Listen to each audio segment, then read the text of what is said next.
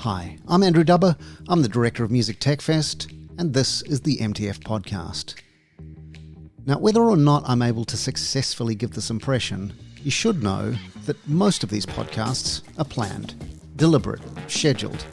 But sometimes you just meet someone interesting, and by you, I mean me, and that person is the next guest interviewee. And that happened recently when Michaela and I were curating and hosting the EU Cities Design and Innovation Conference here in Umeå, Sweden. Now, things being as they are, of course, much of the conference was online.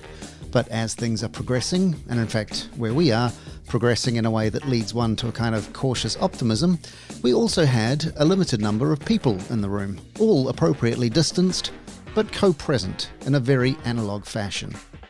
And one of the people who'd made it along, partly to attend the conference, but also to attend the Ung Svensk Form exhibition of young Swedish designers, was Lotta Ahlvar. We enjoyed a conversation over the conference lunch, and within hours, we were sitting, again appropriately distanced, recording a podcast. Lotta is the chair of Design Sweden, the association that represents all Swedish designers. And it's kind of a strange time for design. There's a lot of things that need to be designed for all of a sudden. She's also been CEO of Swedish Fashion Council and CEO of Swedish Friends of Handcraft. Lotta's into fashion, creativity, sustainability, new materials, and new ways of thinking about how we create the objects we use and wear every day, as well as what it means that we use and wear them. From an office inside Expression Umeå, the creative startup incubator on Umeå University Arts Campus, this is Lotta Ahlvar. Enjoy. Lotta Ahlvar, thank you so much for joining us for the MTF podcast today. How are you doing? I'm fine, and thank you for inviting me. You're very welcome. It's nice to actually have a conversation in the same room with somebody. And it's live, we're meeting each other. Yeah. We washed our hands, which is very important. But it's good to be able to do that. What brings you here to Umeå? I'm here because of the design conference and also the design week. And I think it's a great initiative because it's bringing people together, and you can hear everybody say, oh, we're meeting people again. Yep. And of course, everybody's really careful. You really notice we have a new behavior. It's like movements now, like washing or rubbing your hands and saying hello with your elbow. So we started a new body language, I have to say. Yeah, for sure. We should probably introduce you a little bit and say who you are, because you're very, very important in design in Stockholm. Do you want to tell us a little bit about that? Well, my profession is a designer, so I was a trained product designer mostly within the field of fashion and textiles. So I worked as a professional designer for a few years. And then I worked a lot with different design organizations, and I also had my design studio for some years. So I worked within the field of fashion. I was the CEO for the Swedish Fashion Council for many, many years, which was a tremendously interesting job, I have to say, and I stayed I guess for 12 years. But it was really evolving all the time, and it was lots of fun. And also the Swedish fashion scene developed a lot during those years. And I also have been the chairman for Design Sweden, which I had another name before, but it's a national design organization for, all designers within different... Form? It's not the Svensk Form. Design Sweden is mainly for the practitioner, the designers. How are they related? We're cousins, I would say, and also with Swede, which is also the third national organization. And I have a goal. I have a goal because I'm back as chairman there since 2017. And there were plans maybe not to have the organization the same way, but we were some old members that thought, let's do it again. Right. But I have a goal that we should be united, these three design organizations. Because if you look at your former home country, you have the British Design Council, and you have a lot more power if you're like one united voice. So I think that's important. Is it when you say voice, do you mean from a lobbying perspective? From lobbying and also from partnerships, as well as practitioners or people interested in the design field. I mean, there are so many places where you have to look for answers now, and I think if there was like one organization, I think it would be a lot better. And also for governmental fundings, of course. because there are 3 organizations, and it's too many to have any means to go with. So in that sense, I think we need to be, and we're all different because Sweden works a lot with the business and the industry. We work with the designers and all the questions they have, and Svensk Form, they have the governmental commission to work and explain what design is to like everybody. Right. So you're for designers, and they're from designers, I guess. Yeah. So that's a good one. So we actually say we are designers for designers, and actually all of the board were designers or used to be designers in some way. Today, lots of designers work with, design management and things like that. So it's not the way it used to be when I was the chairman the last time, right? Because then it was much more product or fashion or oriented in that field. So it has happened a lot within the design field, I have to say, which is interesting when you come to Umeå and you're participating in this EU conference. I think that was really tremendous work you did. And I also work within the field of arts and craft, which is, so I have also been trained in weaving and embroidery skills and things like that. So I was also the CEO for a very old association that worked with females, 140-year-old organization with supporting females to have their independency, like in the way back. So they were like part of the Swedish suffragette movement.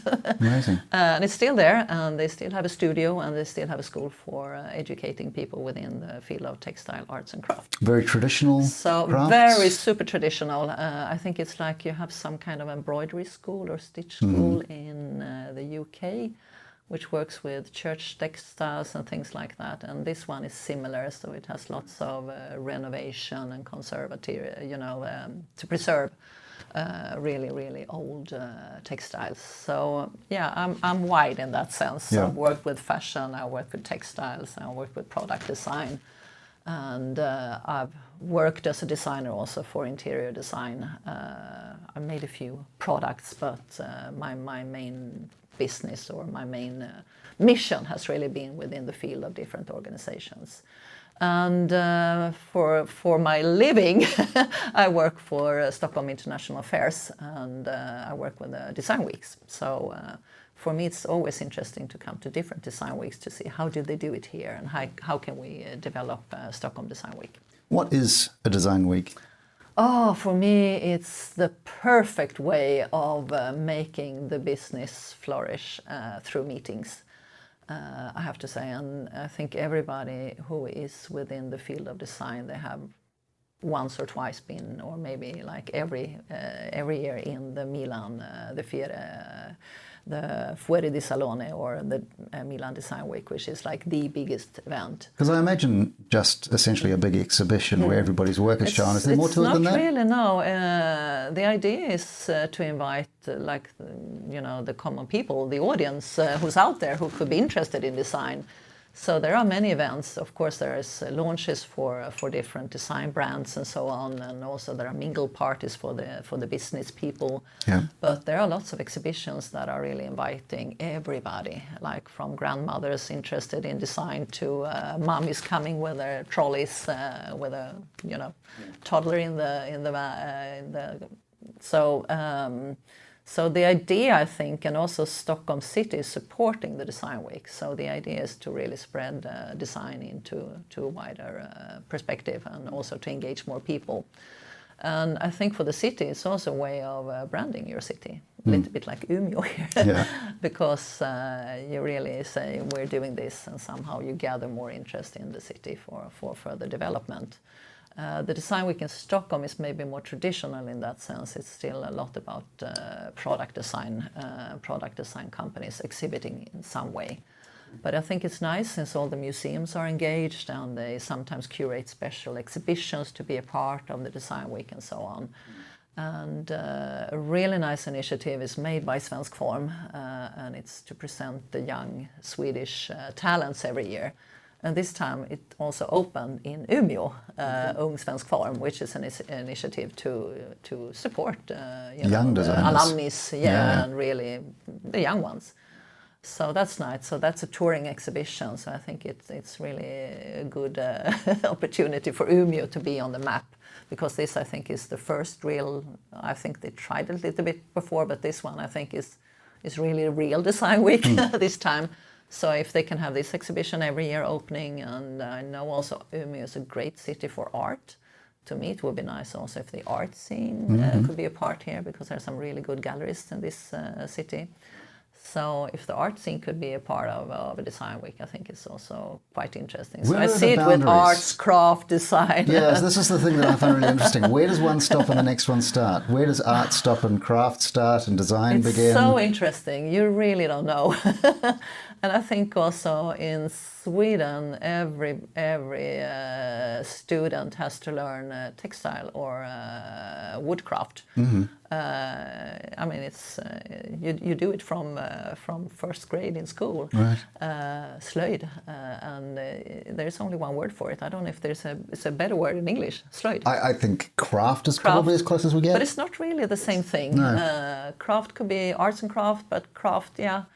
But we do it, and I think it's only Finland, maybe Iceland a little bit, and Sweden that has this tradition. Right. And I think it's from we were a poor country that everybody should learn how to sew and to mend things and to do simple things out of wood, like spoons and things like that. So there are things that you really learn from a really, really early age in Sweden. It's interesting because it's not a poor country anymore, is it? No, and actually today lots of voices are trying to remove slöjd from schools because we need more people programming in computer worlds or something else. Yeah. But I think to have a skill to be skilled with your hand, it gives you a smarter perception of everything. So to me, it's very important. So I think also slöjd is very important in Design Week as well. And I think it's so interesting because we are now at this incubator for design. And to me, a few of these designers here, they are actually slöjd people or craft people because they have, they work with smaller maker movement in their business model. So they're like tangling into the craft world. So it's difficult to say where arts and craft stop and where design starts. Yeah, I wonder, is it that craft is how shall we make this? Design is how should we make it look and function, and art is what should it say? Tricky question. Yeah. I'm thinking about that. And I've been in this design organization twice now, so this is my second round as the chairman. Look, if it's a hard question for you, we have then been I don't know how we're going to solve discussing what is design for, 10 years without being able to really to pinpoint it down. Of course, everybody knows what design is, but it's really hard when you have to put it down into like 5 sentences. This is design, because it's so much. And I think also with the word slöjd, it actually means giving shape to things. So for me, that is design. So it's just an old-fashioned way of being a designer, maybe. I don't know, like the old days. But I think today lots of designers are really into making things with their hands. Right. So, and also with the whole society and sustainability and everything, I think we're going back to small scale, locally produced and everything. So, and it's also, you can see it's really lots of designers who have even industrial designers that has their small prototype studio or workshops. And there's a great concept called prototypa where you invite different designers to talk about their prototyping process. And to me, it's like something you did in school. It could be cardboard sketches, or it could be glued foam or things like that to test your ideas.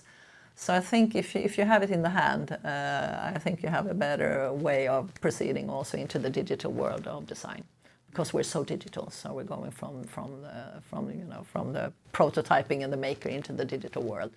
And also when you talk to this wonderful education here, the design school, which is I think one of the leading schools for industrial designers. And I know almost all of them are hired somewhere, especially in the car industry. They really work with the clay modeling of cars and everything. So, and also when you speak to the people in charge of the programs there, they really emphasize the importance of being there with a hand, trying out ideas.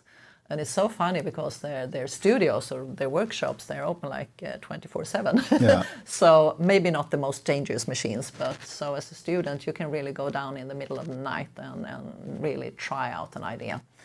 And I mean, that's not going to be like a one shot or a unique piece. It's going to be for the industry later on. But to try it and also have this, you really see something when it comes down to 3 dimensions instead of just being in the 2-dimensional world.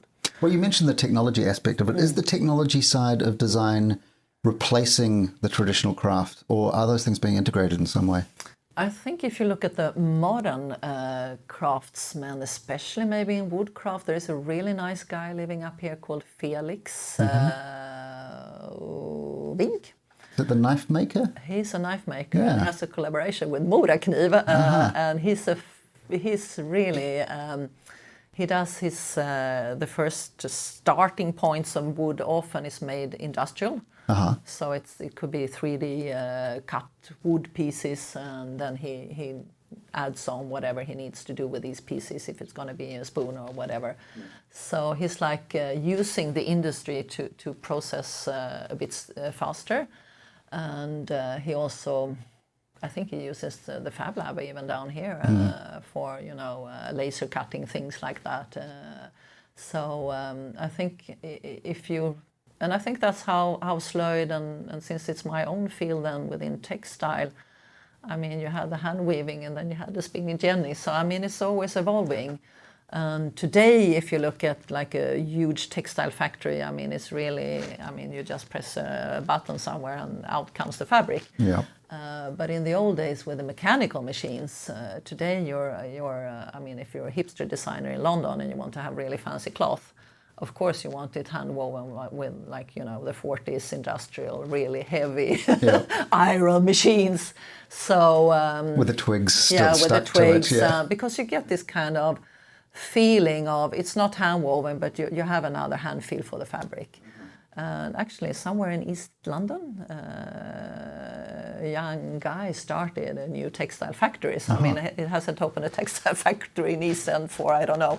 But he bought up lots of industrial machines and started his own mill. And he's highly sought after within the haute couture world, of course, because his fabrics are amazing. So, well, that raises an and interesting... they were really innovative and super modern ones, and now they're like, oh, they're handicrafts. It's the same with the printing industry. I was thinking Gutenberg and all those.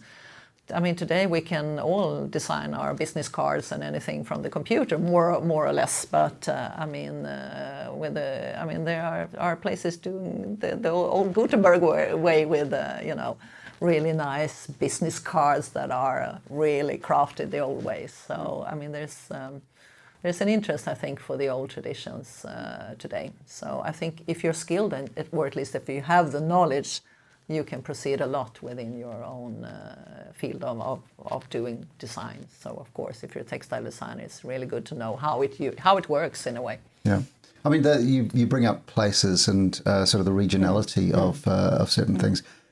It sort of makes me wonder how Swedish design is, and whether that can be broken down into, well, this is Stockholm design, and that's what Umeå design looks like. I just came running here from a national meeting that we had, and lots of different organizations in Sweden gathered in this Zoom meeting from the field of architecture and also cities. Umeå was presented there as well. To look up on this and to see what is it? I forgot your question. I guess the question is, what is Swedish about Swedish design? Yeah, okay, we brought up that question. So with all these people, I don't know how many we were, but all different north, south, east, west of Sweden, and somebody said that Scandinavian or Swedish design, it could come from Korea these days, because there's this expression. with Scandinavian design, and I think it was a really clever shop owner in London who took that name and somehow kind of branded it together with magazines like Wallpaper and so on. So there is a specific look of being Scandinavian or Scandi style. I think Scandi style is what they used in their commercials a lot. Yeah. And I wouldn't say so, because I think we've become a lot more funky today, so we're not so mainstream. And I think if you think about the Scandinavian design, I think lots of people think the 50s and the 60s. The modernist, The modernist area, you think of these design icons, I mean, they're equally Danish as Swedish.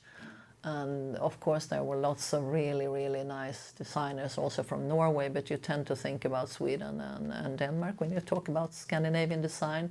Finland had their own tradition a little bit, and they were really a poor country after the war and everything, and they had this huge debt to pay back. So, but they also evolved in their own, how should I say, the aesthetics of the Finnish design. Well, Marimekko is a really interesting story. Yes, and also like the porcelain and the glass factories and everything. So there is a really, I would say, really Finnish look into lots of things.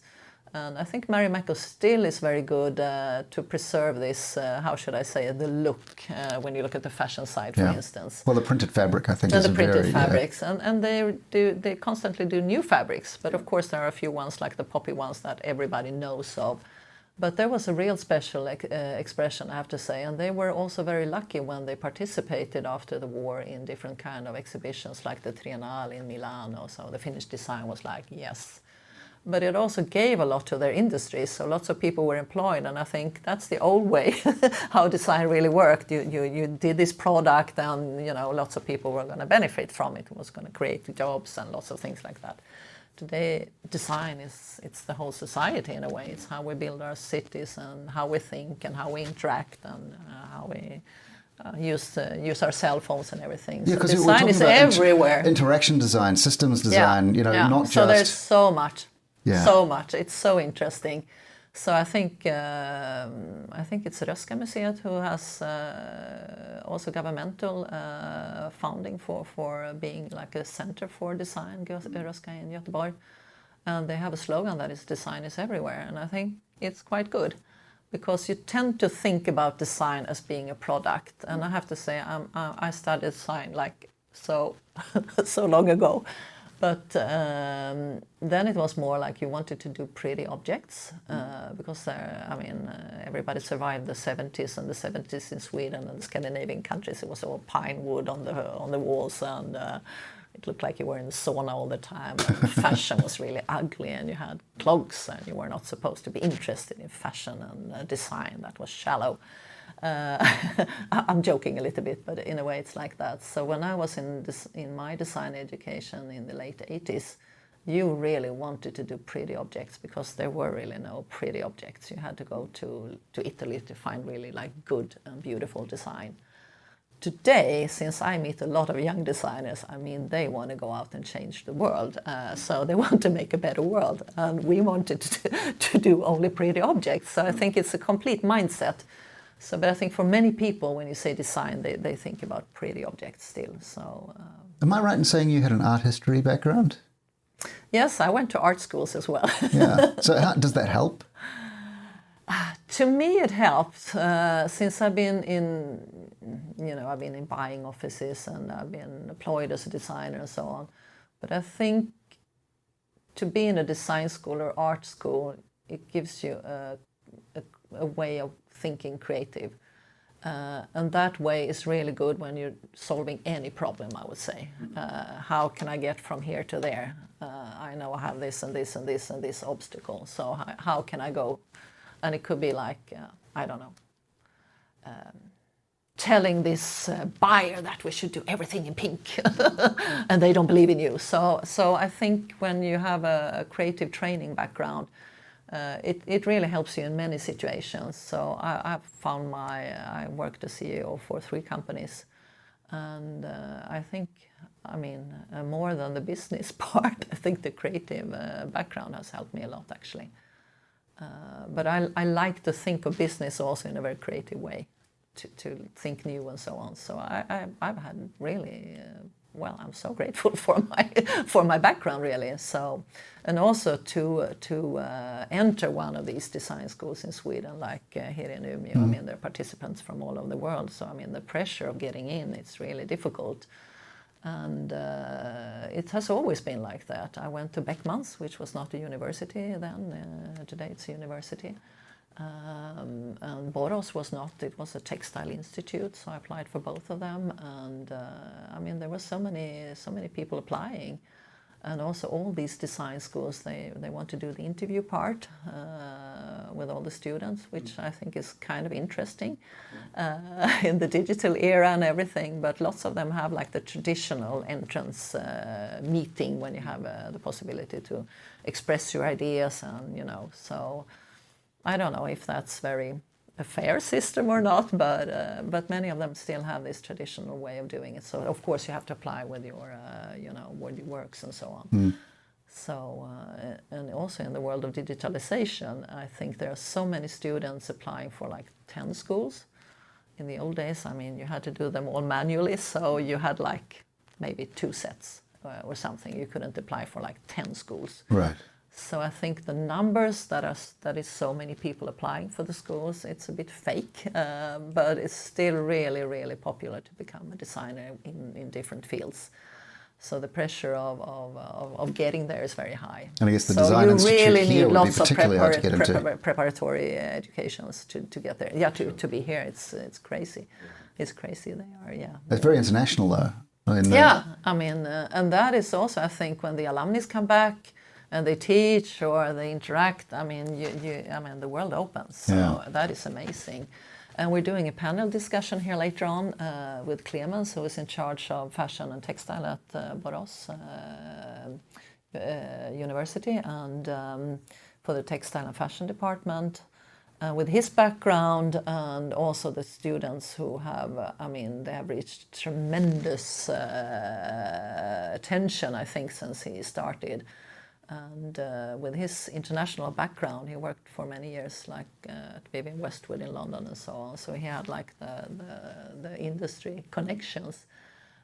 But now it's like also many people applying from all over the world, and also the designers end up all over the world. So I think it's really, in a way, and I think we have been quite successful with our creative and innovative universities here. I really have to say. So there are like stars.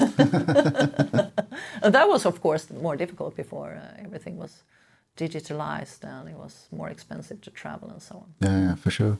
I know a lot of people internationally, they're not designers specifically, but the ordinary people, me, their experience of Swedish design would be IKEA.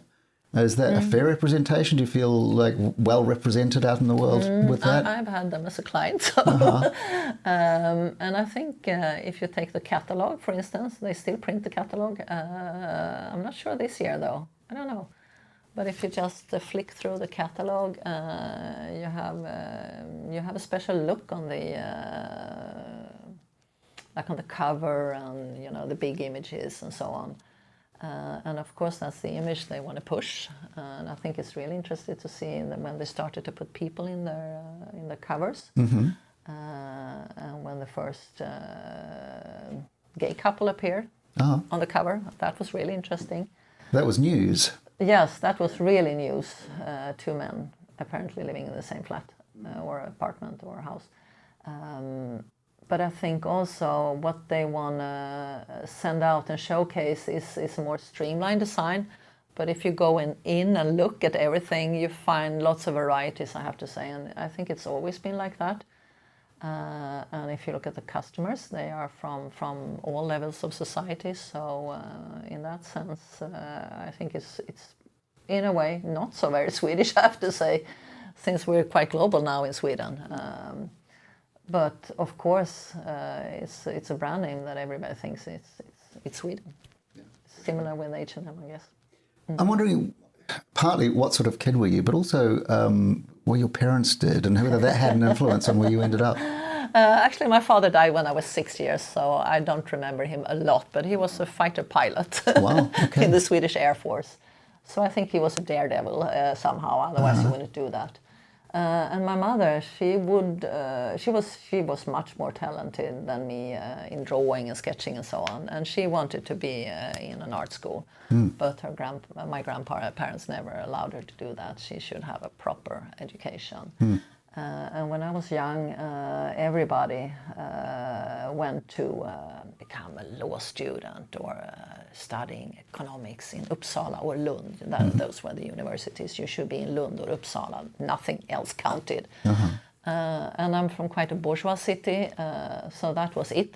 That's where you were supposed to end up, like working with economics or doing law practice. So I applied for law school in Lund, and then I took a year off and I ended up in New York, where I had a boyfriend who was studying at Brooklyn University, and there were lots of people in film and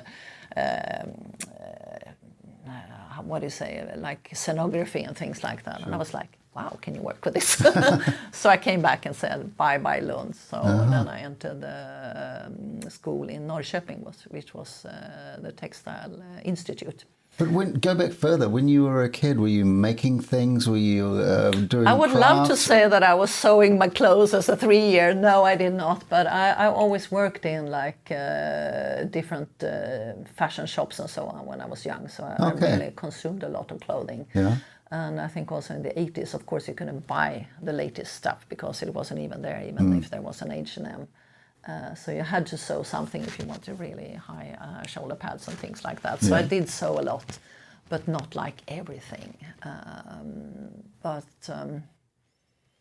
No, I always liked drawing and sketching and so on, but it wasn't really something I thought you could work with actually. But that's a big mind change today. I think for young students, you can be anything. So becoming a designer is not like an issue. It's I think it will be a backlash because I think people also after Corona and things like this happening in the world, I think many young kids also want to have a real proper job, like a policeman, a nurse, or something like that. Yeah. So I think the field of being in the creative industry, it might also be. You think the shine might wear off a little bit? I think it could, because also, I mean, the situation has hit the Swedish design scene really, really badly, since there are many, many smaller companies. I mean, it could be studios with 1 or 2 employees. It could be you have your own studio and you're self-employed and you just go with freelancers. And the insurance system is not so good for them, so many of them are closing down at the moment. So it's really how should I say, difficult situation, and also lots of people are scared that we will lose a lot of skills and knowledge in the field, because if you start doing other things because you cannot run your design company, it's scary. And also we have a huge car industry in Sweden, and there are lots of people who has an employment but they're not working as a designer even there, because I mean the business is terrible. So, and also since I work with the Design Weeks and I work for a fair, we really do have the Northern Europe's largest design fair in February. And so you managed to get we one don't know. We year. don't know if we will have one.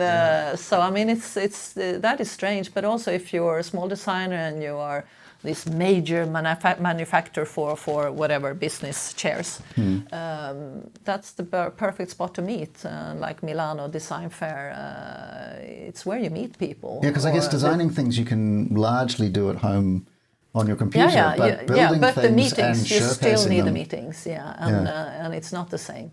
So, but the COVID-19 has really affected the Swedish design scene, which is scary, and also the governmental support has been within, how should I say, arts, music, in the museums got a lot of funding for being able to reopen again and so on. So the design scene has not seen a lot. I guess now we need design more than ever, though, because we have to rethink things like office spaces. That's what many designers say, like the young guys that want to go out there and change the world. They're like, it's now or never, because we're going to rebuild this society. And we're going to rebuild it in another way, more positive way maybe, since we have hopefully learned something from this situation. Do you think we have? I think we have learned a lot, actually. I think slowing down, for instance, could be one thing. Not have to be in all meetings. I think some meetings are so practical to do online. Traveling. I mean, I love to travel. Everybody loves to go on holiday. I love to travel, but actually you have to travel in other ways somehow. And I'm fortunate to have been a traveler. I mean, I've not been all over the world, but I've been in cities a lot. So somehow I can live on the memory of that for a while more, and I hope we can still travel. But it's going to be interesting, I think, because also with the airlines shutting down, and I remember when I flew to New York in the 80s, my ticket there was a fortune. It was like 3 months' salary or something. And who knows? I mean, we might end up having super expensive airline tickets, so we will not be able to travel in the same way. So I think some things are really good, the way we have been forced to act and to interact with each other during Corona. It does seem that there's a lot of big global challenges, climate change, coronavirus, all these sorts of things. I think the climate issue has been not so much heard of, actually. Really? Yeah. Not enough? But there are also been some good effects, like China, where you can suddenly see the sky over these polluted industrial cities. Sure, but my point is, if you've got designers who are thinking about these grand-scale projects, they're thinking about how to solve the climate crisis, how to address things like accessibility, about inclusion, all these things that the European, the UN SDGs and those sorts of things. How will Umeå city, downtown look? I guess there's that, but there's also, is there fun or play in design anymore? Is there room for frivolous design? Oh my God. Yes, I think so. And I think also what you've seen a little bit now, I think it might have to do also with personalities. Some people are extroverts and some are introverts, and I think for an introvert it might have been really fun to work from home. But I think there has been really good projects also showing that you can reach out through Zoom and be visible in completely new ways. And I think also lots of art schools and design schools, they've done amazing projects, just single-handed students maybe sometimes. Like pop-up exhibitions in shop windows that are closed for artists. Also, there was a really bad situation with the healthcare in Sweden because there was no protection for the people going out, taking blood tests and things like that. And lots of designers started to 3D print, protection for all the nurses and so on. And there were small design studios doing this really voluntarily, and there was no plastic for the 3D printer, so people were going to old offices and saying, we want your overhead film because you don't use it in the copier anymore. So they were reusing whatever they could and supporting the industry. So there is a very nice design studio in Stockholm where the employees did not have too much to do because everything got hold on.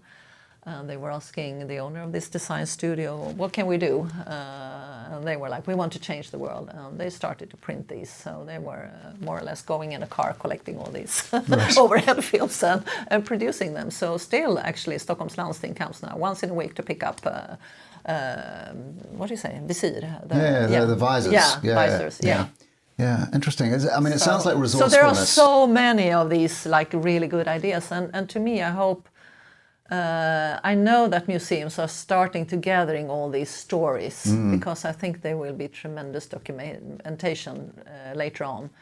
And during this meeting that I came running from, somebody said think if we will look back in 2020 and the way before, when we could go to real concerts, think if we never can go to concerts again.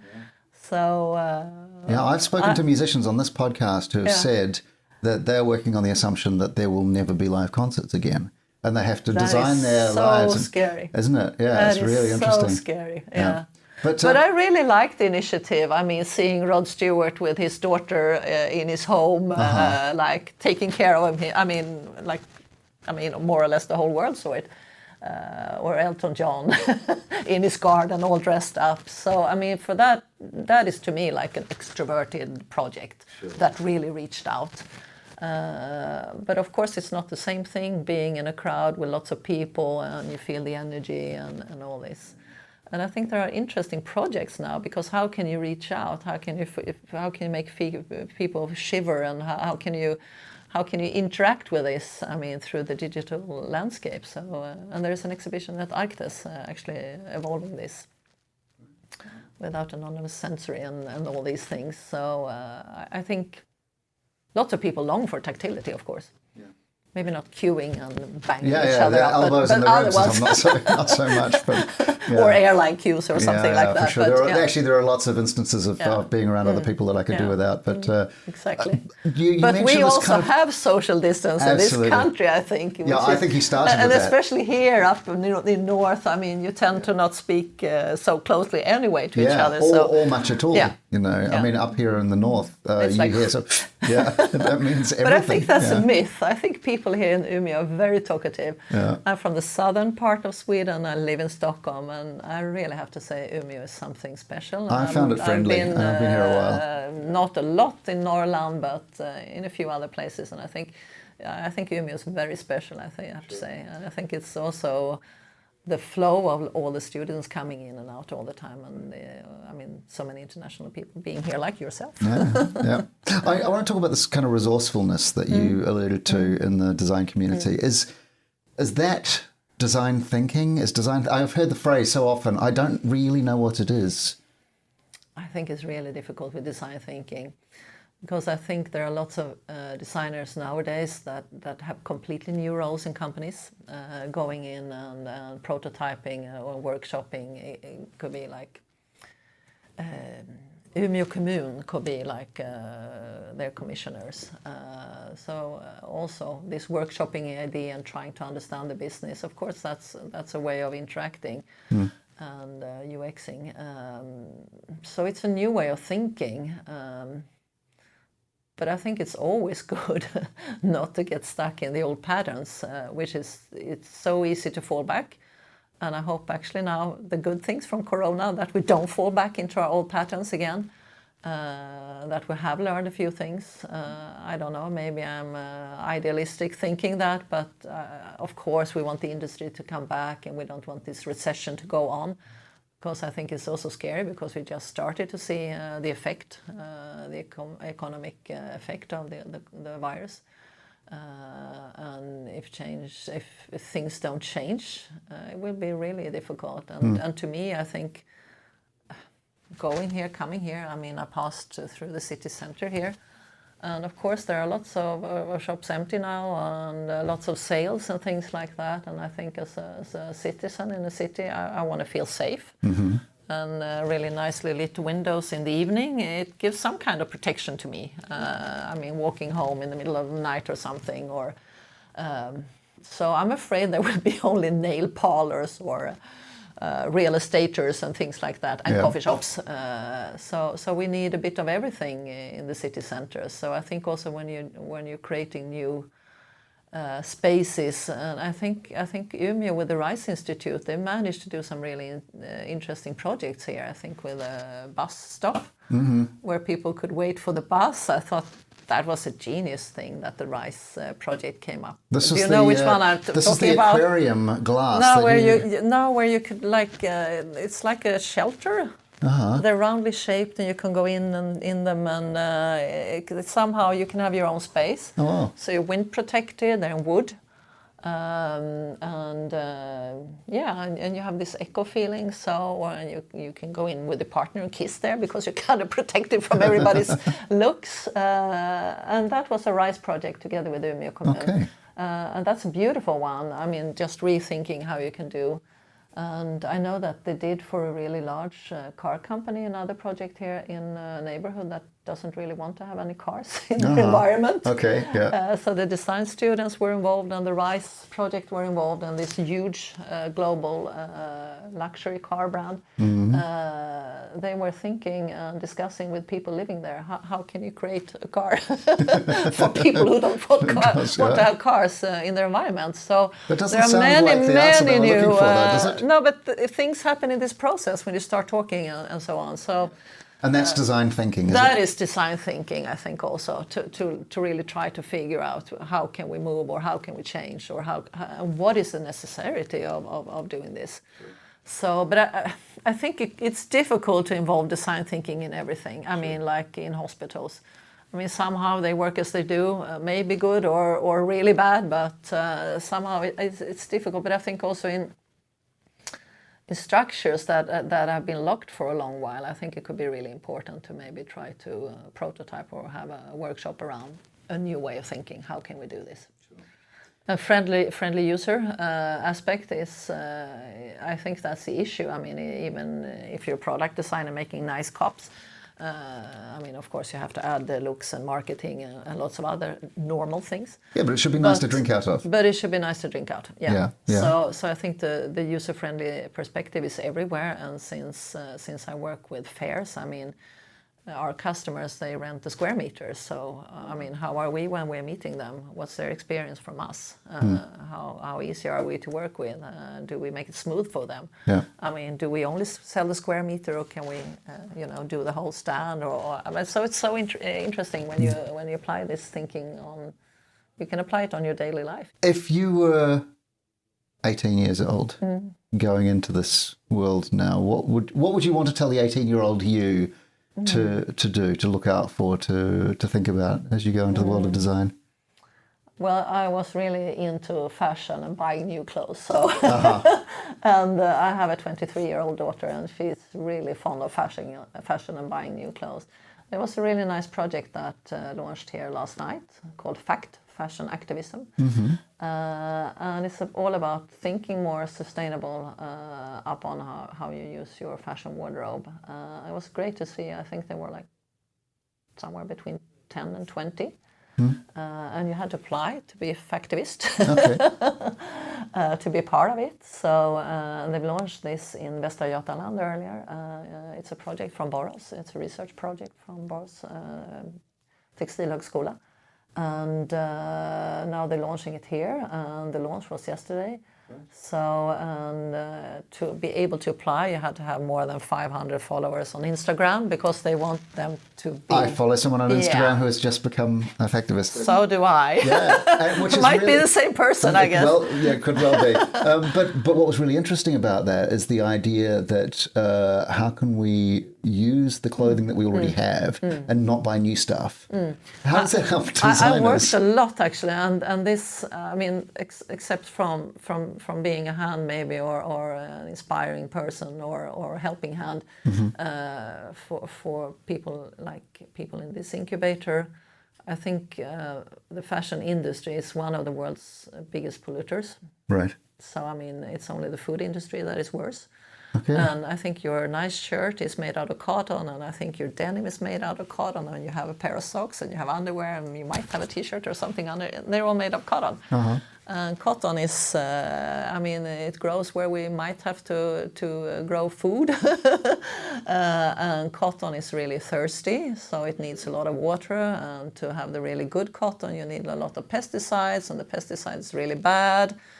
Since the textile production, we want to buy really cheap clothing, is produced somewhere else, so we have to ship it. So, I mean, it ends up being really terrible product when it comes here, out of sustainability, from sustainability reasons. So I think this whole project, we launched actually when I was at the Fashion Council, something 2007, and the world was not there. Yeah, sure. You had the Al Gore film. Can't remember it. What was the name? It was Inconvenient Truth. Yes. So, I mean, people were getting aware of the problem of the world being polluted. And I think when there was a UN climate conference in Copenhagen, we did a really huge impact in the fashion business of the Nordic countries. So we started a Nordic association called Nordic Fashion Association, and all these countries were not always, we are sometimes very competitive, especially with our fashion weeks. I mean, the Copenhagen Fashion Week was really successful, and the Stockholm Fashion Week was really successful, so we were competitors. When it came to sustainability, it was really nice, because we had a mutual goal. So we started a project called NICE, Nordic Initiative Clean and Ethical, for the fashion industry.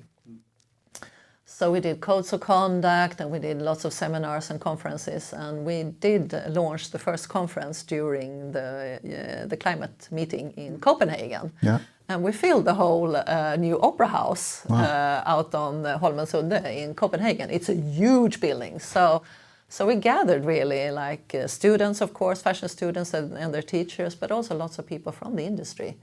So that was really massive, and the project is still on there. But I think 2014, I thought everything went really too slow. So then I started to work with arts and craft instead, because I think this is never going to happen.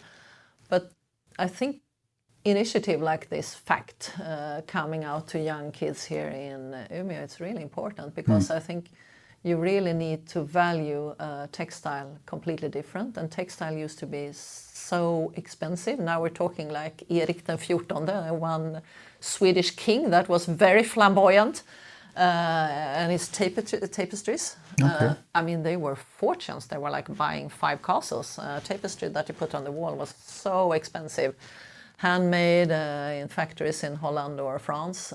So when he was moving from all his different castles, he would transport all the valuable textiles first to have them hung before everybody came to this castle. Right. Yeah, and he was constantly going to different castles because he was scared of getting killed, which he was eventually anyway. So textiles, they used to be so precious. So it's difficult for us who are buying a T-shirt for 29 kronor or something to understand how expensive, how exclusive textiles were. I mean, you were valued by how many textiles you had, if you were your wardrobe and things like that. So I think for the fashion and textile industry, it's really to make, to show that these are still valuable. And we have new textiles now too. We have many tremendous new textiles, of course. So you don't have to use cotton. You can use a lot of I mean, I feel terrible now, of course, for turning up but I dressed like think this. since you have them, you should cherish them. That's what I was going to say. I see. You should love them. Right. Don't throw them away. Right. Don't burn them to get something. Mend those pair of 5-pocket jeans. Yeah. So I think what the whole FACT project is about is to use your wardrobe in different ways, to restyle whatever you have in your wardrobe in order not to buy new things. And if you buy new things, well, I can buy your pair of denims when you're tired of them, because somebody else might want to have them. So the whole idea is not to produce so many new things, especially not in cotton, and try to use other materials. And also there are so many really interesting educations around the world that are talking about mono-material design, because it's so difficult to dismantle, textile product. Yeah. Because you have lots of metals and you have pieces of wood or leather in your jeans here. So really, yeah, and the thread is a different material. It's maybe polyester or something, so they're more durable. So I mean, it's not easy. And I think in that sense, the furniture industry has become completely aware of that. You can just put everything in one bin, recycle it. And I think also in the industry, I mean, nobody's using virgin aluminium anymore.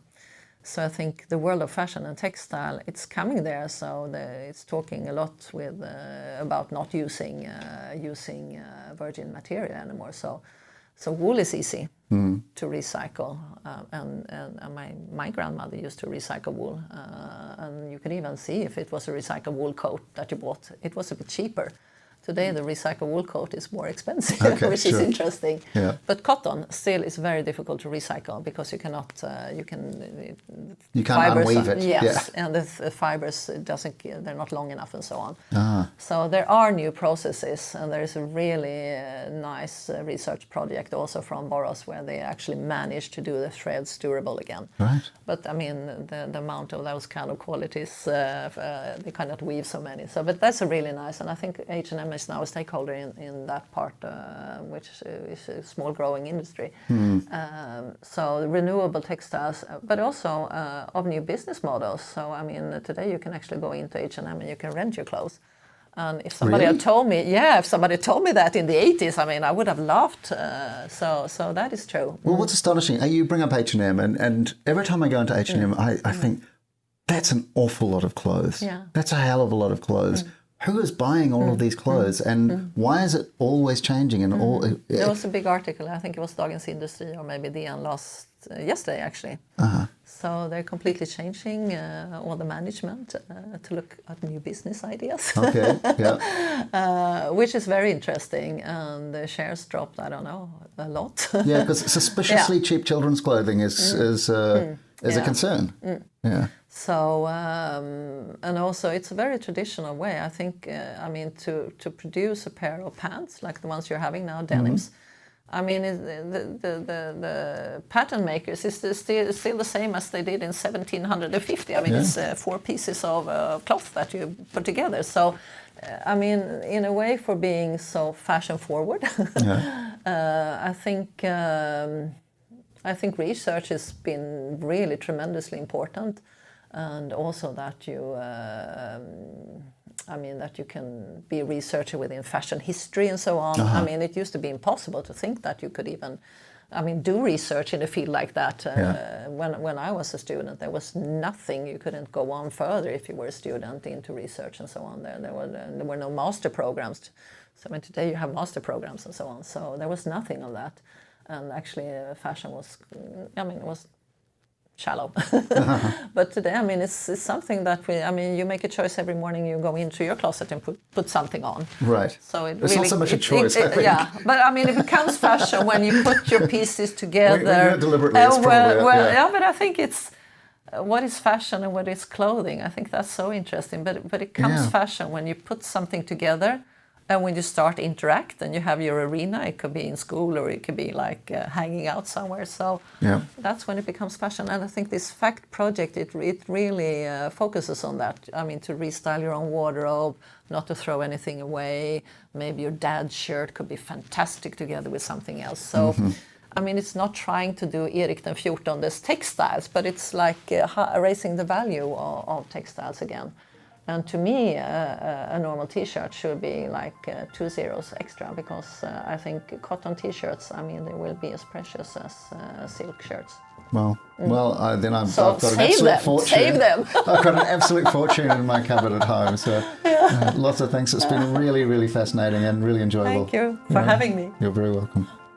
That's Lotta Ahlvar, and that's the MTF podcast. You'll find Lotta on Instagram, and if you scroll back far enough, you'll also find me on there. She's at Lotta Ahlvar, AHLVAR. I'm also on Instagram, as it happens, at ADubber, which, if you're looking for new inventions, synthesizers, robots, VR and lasers, you'll be very disappointed. It's mostly animals and food. The other stuff you'll find more of on @Dubber on Twitter. But the one you should really be seeking out is at MTF Labs, or mtflabs.net.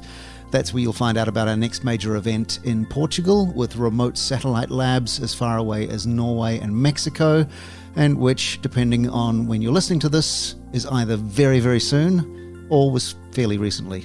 Stay safe, stay stylish, and we'll talk soon. Cheers.